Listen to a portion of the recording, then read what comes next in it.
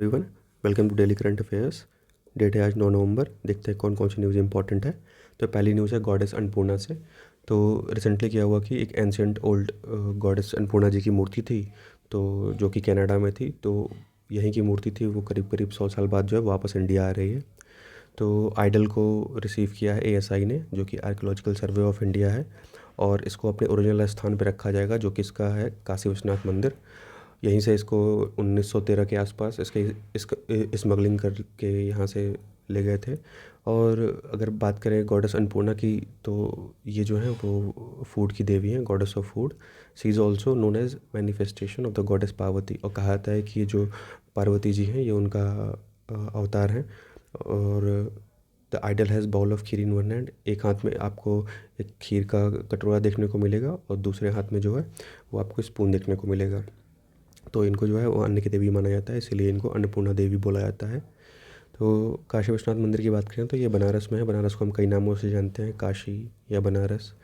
और ये एक हिंदू होली सिटी है, जो कि गंगा नदी के किनारे बसा हुआ है, और उत्तर प्रदेश में है। It is rich cultural tradition of Varanasi that make is cultural capital of India. और जो वाराणसी है वो क्या है, वो कल्चरल कैपिटल है इंडिया का। काशी विश्वनाथ टेम्पल की बात करें तो ये मोस्ट फेमस हिंदू टेम्पल्स में से एक है। ठीक है, बनारस में लोकेटेड है, उत्तर प्रदेश में। और ये जो टेम्पल है, ये काशी विश्वनाथ की जो ज्योतिर्लिंग है, वो 12 जो ज्योतिर्लिंग्स हैं भगवान शिव के, तो उन 12 ज्योतिर्लिंगों में से ये एक है। ठीक है, और ये गंगा नदी के जो है वेस्टर्न साइड में, western bank of the river Ganga में ये टेम्पल है। तो इस टेम्पल को कंस्ट्रक्ट किया गया था 1780 के आसपास। और उस समय जो इंदौर की महारानी थी अहिल्याबाई होलकर, तो उन्हीं के द्वारा काशी विश्वनाथ टेम्पल की जो है वो स्थापना की गई। बात करें आर्कियोलॉजिकल सर्वे ऑफ इंडिया की, तो आर्कियोलॉजिकल सर्वे ऑफ इंडिया जो है वो आता है मिनिस्ट्री ऑफ कल्चर के अंडर में। ये एक प्रीमियर ऑर्गेनाइजेशन है, जो कि आर्कियोलॉजिकल रिसर्च और जो भी हमारे हेरिटेज साइट्स हैं उनके प्रोटेक्शन का काम करता है। ठीक है, और करीब करीब 3650 जो एंशियंट मोनूमेंट्स हैं, और जो और आर्कियोलॉजिकल साइट्स हैं जो रिमेन्स हैं, तो ये उनको एडमिनिस्टर करता है। उसके अलावा ये कैरी करता है सर्वे ऑफ एंटिक्वेरियन रिमेन्स, एक्सप्लोरेशन का काम करता है, एग्जीक्यूशन का काम करता है। ठीक है, जो भी आर्कियोलॉजिकल साइट्स हैं तो वो उसके जो है कंजर्वेशन और मेंटेनेंस वगैरह का भी काम करता है, मोनूमेंट्स को प्रोटेक्ट करने का काम करता है। बात करें तो 1861 में इसका गठन किया गया था। मींस 1861 में अलेक्जेंडर कनिंघम के द्वारा जो है archaeological survey of India found किया गया था। और अलेक्जेंडर कनिंघम जो है वो पहले डायरेक्टर जनरल थे एएसआई के, इसीलिए हम अलेक्जेंडर कनिंघम को हम फादर ऑफ इंडियन आर्कियोलॉजी भी बोलते हैं। सेकेंड न्यूज़ हमारी आती है काहो विलेज से। तो काहो विलेज पड़ता है अरुणाचल प्रदेश में। तो आगे हम देखेंगे ये अंजाव का रीजन है, जो चाइना के पास है, तो चाइना के पास ही पड़ता है। तो अरुणाचल प्रदेश से planning to make a documentary Kaho a village on China border to mark 75th year of independence. तो अरुणाचल प्रदेश जो है वो प्लान करना है एक डॉक्यूमेंट्री मूवी बनाने के लिए काहो विलेज पे, क्योंकि जो यहाँ के लोग हैं वो जब चाइना के साथ वॉर हुआ था 1962 वाला, तो यहाँ के लोगों ने जो इंडियन आर्मी की हेल्प की थी। काहो is the first village from the China border in Anjaw district. तो इस मैप में जो है आप देख सकते हैं,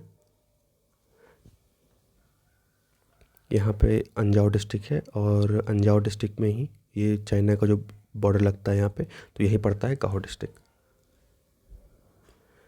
Anjaw is one of the 11 district of Arunachal Pradesh. तो करीब करीब चाइना से 11 डिस्ट्रिक्ट जो अरुणाचल प्रदेश के हैं, उसका बॉर्डर चाइना से लगता है। तो उसमें से एक जो है वो अंजाव डिस्ट्रिक्ट है। 2011 के सेंसस की बात करें तो 65 जो रेजिडेंट्स हैं वो काहो विलेज में हैं, और करीब करीब यहाँ की लिटरेसी रेट जो है वो 64.15% है। A documentary on village and the locals who belong to the Meyor tribe will be made. एक जो ये डॉक्यूमेंट्री बनाई जा रही है वो बनाई जाएगी जो वहाँ के मेयोर ट्राइब हैं, जो मेयोर जनजाति के लोग हैं, उनके ऊपर ये डॉक्यूमेंट्री बनाई जाएगी। Meyor is a small tribe constituting a small population that dwells in the Kibithoo and Walong circles व डिस्ट्रिक्ट। तो ये जो है वो खीबितो और वालोंग सर्कल्स के आसपास जो है ये रहते हैं मेयो ट्राइब्स। और जनरली जो है वो मेयो ट्राइब जो है वो महायान बुद्धिज़्म के जो फॉलोवर हैं, ये महायान बुद्धिज़्म को फॉलो करते हैं। अब देखते हैं कुछ अरुणाचल प्रदेश के और ट्राइब्स, जैसे अबोर, अका, अपतानी, दफला, गांगलोंग, खामती, तो ये सब जो ट्राइब्स हैं ये भी अरुणाचल प्रदेश की और ट्राइब्स हैं। One of the 7 villages in Kibithoo block bisect by the Lohit river Kaho as weather the Chinese attack in 1960। जैसे मैंने बताया आपको कि 1962 में जो चाइना का अटैक और इंडिया के बीच में जो लड़ाई हुई थी, तो उसमें इंडियन सोल्जर्स की यहाँ के लोगों ने हेल्प की थी। बात करते हैं लोहित रिवर की, तो लोहित रिवर जो है वो ब्रह्मपुत्र रिवर की ट्रिब्यूटरी है। ब्रह्मपुत्र रिवर ओरिजिनेट करती है कहाँ से, तो ये ओरिजिनेट करती है सियांग से, या जिसको हम दिहंग भी बोलते हैं। तो यहाँ से ब्रह्मपुत्र रिवर ओरिजिनेट करती है फ्रॉम द छेमायुदुंग ग्लेशियर। ठीक है, छेमायुदुंग ग्लेशियर से निकलती है जो कि कैलाश रेंज में आता है। ठीक, नियर द मानसरोवर लेक। तो मानसरोवर लेक जो है वो तिब्बत में है, तो वहाँ से ये निकलती है। It enters India west of Sadiya town in Arunachal Pradesh, और इंडिया में जो वेस्ट साइड से इंटर करती है, जो कि वहाँ सादिया टाउन है, अरुणाचल प्रदेश से इंटर करती है। It originates in eastern Tibet, originate करती है देखेंगे तो आप ये ईस्टर्न तिब्बत जो ये नदी आ रही है ये लोहित रिवर है। ठीक है, तो ये ब्रह्मपुत्र रिवर है, ब्रह्मपुत्र रिवर से आके ये जुड़ जाती है और उसके बाद बे ऑफ बंगाल में ये गिर जाती है। It originates in the eastern Tibet in the Zayal-Chu range and surges through Arunachal Pradesh for 200 kilometre before reaching the plains of Assam। अगर ये जो है 200 किलोमीटर की करीब करीब दूरी तय करती है आसाम में इंटर करने से पहले। इस मैप में आप क्लियरली देख सकते हैं, ये यहाँ से ओरिजिनेट होती है लोहित रिवर और ये है ब्रह्मपुत्र रिवर। ठीक है, बाद में ये जो है यहाँ पे बे ऑफ बंगाल में जो है जाके गिर जाती है। थर्ड न्यूज़ हमारी है मास एक्सटिंक्शन से। तो रिसेंटली क्या हुआ कि एक पेपर पब्लिश हुआ in the international journal Nature Geoscience has come with a new reason behind the first mass extinction also known as the late Ordovician mass extinction. तो मास एक्सटिंक्शन का मतलब होता है कि एक बड़े स्केल पे जो है वो जो भी स्पीसीज़ होते हैं वो धीरे धीरे वैनिश करने लगते हैं, वो डाई कर जाते हैं। तो उसी को लेकर एक स्टडी की गई है। It notes that the cooling climate likely change the ocean circulation pattern. And this cause a disruption in the flow of oxygen-rich water from the shallow seas to deep oceans, leading to a mass extinction of marine creatures।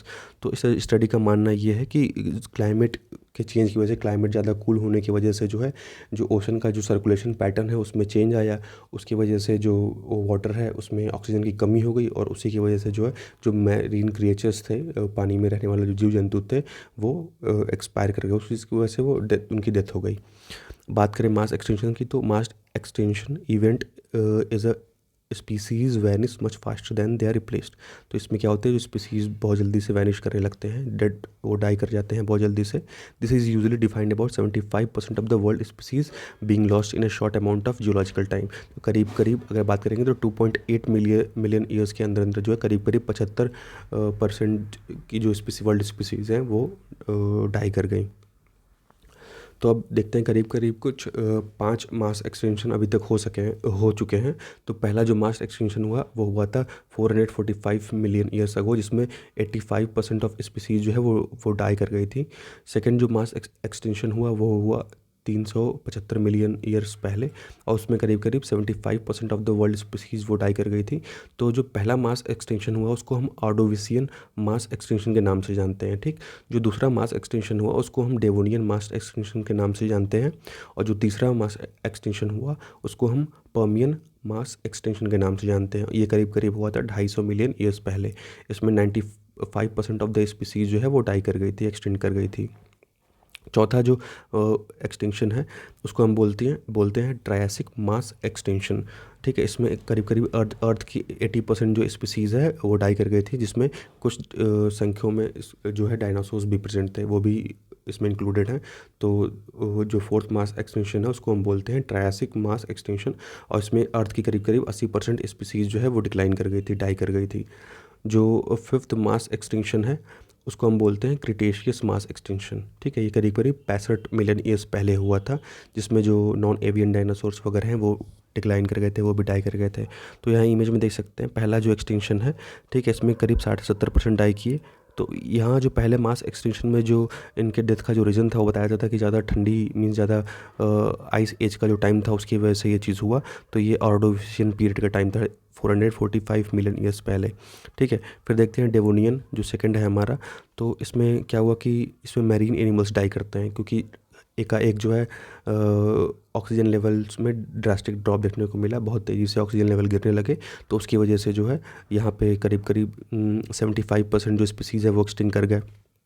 तीसरा जो हुआ वो करीब करीब 252 million years पहले हुआ।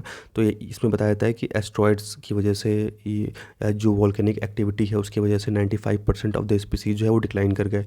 Fourth जो हुआ वो करीब 200 मिलियन ईयर पहले हुआ। तो ये इसमें डिबेट अभी है कि कुछ कहते हैं कि एस्ट्रॉयड्स की वजह से हुआ, कुछ कहते हैं कि वॉल्केनिक इरप्शन की वजह से हुआ। तो इसको हम ट्रायसिक एक्सटिंक्शन बोलते हैं। और जो पांचवा एक्सटिंक्शन हुआ वो हुआ वॉल्केनिक एक्टिविटी, क्लाइमेट चेंज और एस्ट्रॉयड की वजह से। तो ये 66 मिलियन ईयर पहले हुआ। अब जो है आने वाला है वो है सिक्स्थ एक्सटिंक्शन जो है, जो जिस और मेन जो खतरा है वो होमोसेपियंस के लिए है, मीन्स ह्यूमंस के लिए ज़्यादा खतरा है। बात करते हैं सिक्स्थ मास एक्सटिंक्शन की। तो कुछ रिसर्चर्स का ये कहना है कि that we are currently experiencing a sixth mass extinction as the result of human induced climate change. तो ये जो सिक्स्थ मास एक्सटेंशन होगा इसका जो मेन रीज़न होगा वो क्लाइमेट चेंज होगा, ठीक है। क्योंकि धीरे धीरे आप देख ही रहे हैं कि टेम्परेचर में जो क्या हो रहा है कि धीरे धीरे इंक्रीज़ हो रहा है। तो जो सिक्स मार्क्स एक्सटेंशन होगा उसको हम बोलेंगे एंथ्रोपोसीन एक्सटेंशन। तो छठवां मार्क्स एक्सटेंशन को नाम दिया गया Anthropocene extinction. Currently only estimate 2% of all the species that ever lived are alive, but the absolute number of species is greater than ever before.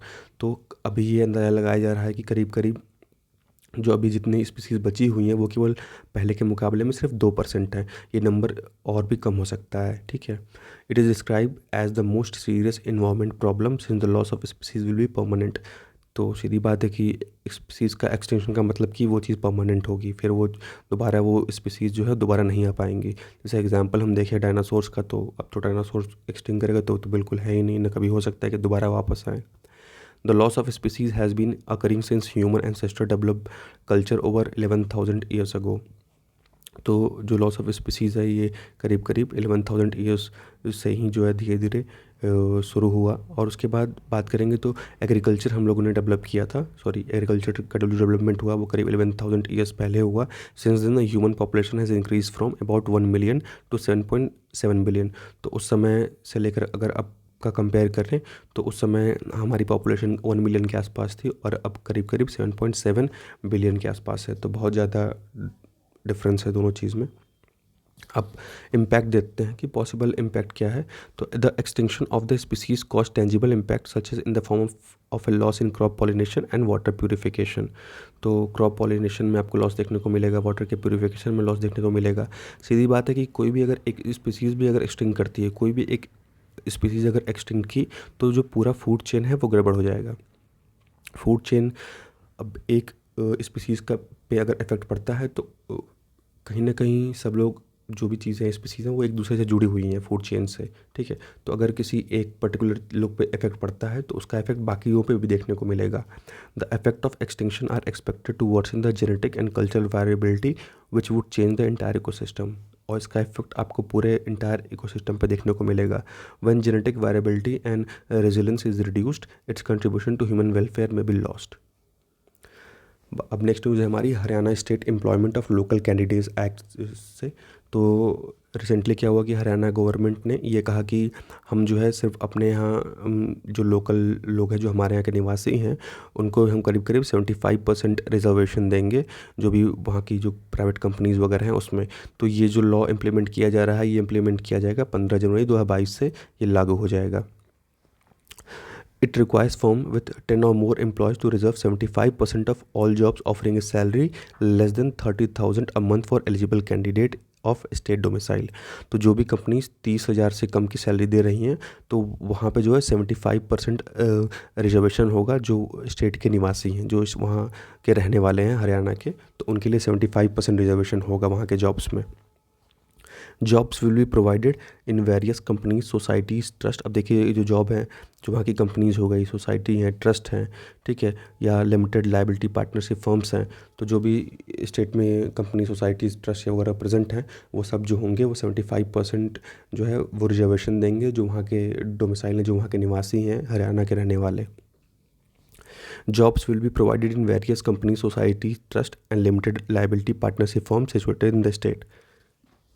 ये जो जॉब है ये चाहे वो कोई कंपनी के आदमी हो, सोसाइटी के कोई भी ट्रस्ट के आदमी हो, ये सबके लिए ये चीज़ होगा। मीन्स 75% रिजर्वेशन सभी कंपनीज़ को देना होगा वहाँ पे।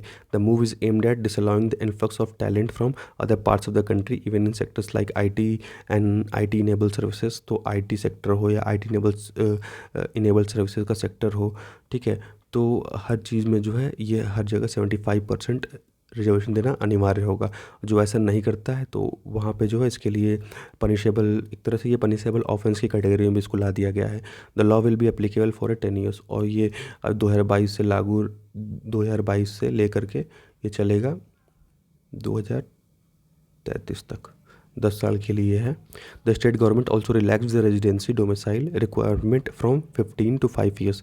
देखिए पहले ये था कि 15 साल से जो हरियाणा में रह रहे हैं वो वहाँ के निवासी होंगे, लेकिन अब उसको रिड्यूस करके 5 साल कह दिया गया है। मीन्स अगर जो 5 साल से हरियाणा में रह रहा है उसको वहाँ का रेजिडेंस सर्टिफिकेट मिल जाएगा। तो ये इसलिए किया जा रहा है कि ताकि जो प्राइवेट कंपनीज़ हो उनको हायरिंग करने में थोड़ी आसानी हो। It will be mandatory for all these employees to register all their employees drawing gross monthly salary और wages not more than 30,000। तो जिनको 30,000 से कम सैलरी मिल रही है तो ये सभी कंपनीज़ का ये मीन्स काम होगा कि वो उसका एक डाटा मेंटेन करके रखें, और वो जो डाटा है उसको official website of labour employment की जो हरियाणा की वेबसाइट है उस पर अवेलेबल किया जाएगा सबके लिए। Violation of any provision of the act will be punishable offence. तो ये चीज़ ध्यान रखने वाली है कि अगर इस एक्ट का वायलेशन किया जाता है किसी भी कंपनी के द्वारा तो ये पनिशेबल ऑफेंस की कैटेगरी में रखा गया है। अब बात करते हैं, देखिए इसके जो प्रोविजंस हैं वो अगेंस्ट द कॉन्स्टिट्यूशन है। The constitution of India guarantees freedom of movement and constitutionally employment within India through several provisions. तो जैसे आर्टिकल 14 की बात करें तो आर्टिकल 14 इक्वलिटी बिफोर लॉ और इक्वल प्रोटेक्शन ऑफ लॉ की बात करता है, और उसके बाद आर्टिकल 15 हमें ये कहता है कि डिस्क्रिमिनेशन नहीं किया जाएगा प्लेस ऑफ बर्थ वगैरह पे, लेकिन यहाँ आपको देखने को मिल रहा है कि प्लेस ऑफ बर्थ पर डिस्क्रिमिनेशन किया जा रहा है। आर्टिकल 16 बात करता है कि no birth place discrimination in the public employment. Public employment में कोई बर्थ के हिसाब से डिस्क्रिमिनेशन नहीं किया जाएगा। लेकिन यही सब चीज़ें हैं, आर्टिकल 14, 15, 16 और 19 जो है वो आपका यहाँ पर वायलेट हो रहा है। तो आज के लिए बस इतना ही, मिलते हैं अगले वीडियो में। Thank you, thanks for watching.